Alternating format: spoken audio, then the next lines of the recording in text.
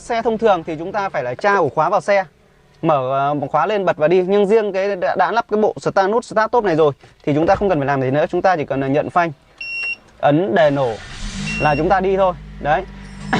Và nếu chúng ta muốn tắt thì cũng như là một cái nút start stop trên dòng xe bản full, chúng ta cũng nhẫm phanh và tắt nó đi. Vậy thì một số bác có bảo với tôi, có hỏi tôi rằng là nếu như mà có đi được vào nhưng mà xe đang khóa, đập kính nhá, chui vào nhá, xe đang khóa nhá, thì có nhậm phanh có đề thì cũng không bao giờ đề được các bác nhá. Đấy, cái xe này chỉ có thể đề được nếu như trên chìa khóa zin của các bác bấm nút mở cửa. Các bác lưu ý hộ tôi nhá, bấm nút mở cửa. Đấy, thì đây, ví dụ như tôi ở đây đang chế độ khóa tôi không đề được này. Đấy, nhưng nếu tôi bấm mở cửa ra và tôi đề tôi đi. Đó. Hoàn toàn rất là bảo mật cho các bác, và các bác hoàn toàn cũng không phải